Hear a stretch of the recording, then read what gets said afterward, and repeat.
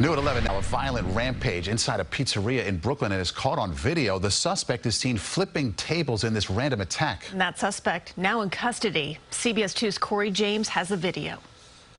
Within seconds of this man walking into this Flatbush, Brooklyn pizzeria, things quickly turned upside down. Video showing tables and chairs being flipped and what appears to be a salt shaker being thrown. Fear then sets in for some inside, and you can see them frantically racing out of Bash Pizza on Avenue J and Nostrand Avenue. But as the suspect continues his unexpected rampage, this man in black re-enters the pizza shop, picks up a high chair, and chucks it at the man going on his violent fury.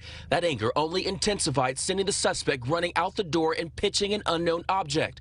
Surveillance cameras then show him walking into the street and turning around before pushing a pedestrian. That is when this man in gray charges out the door and tackles the suspect in the crosswalk. This video showing multiple people who stepped in to help, holding him down until police arrived. So why are you doing this? I can't. What do you mean you can't? You have anything against Jewish people? Yes. Lily Zoe saw this moment from her Chinese restaurant across the street. It shocked her because she says there have been no problems in this area. But this incident reminded her of an experience she had with an attacker years ago. He hit me one time, hit my eyes. Long time, maybe 10 years ago. The NYPD says the violent encounter happened Wednesday afternoon around 1 o'clock at a place loyal customers say is welcoming to everyone.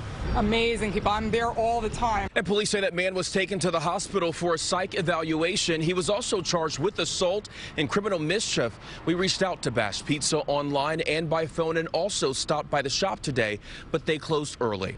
In Flatbush, Brooklyn, Cory James, CBS 2 News.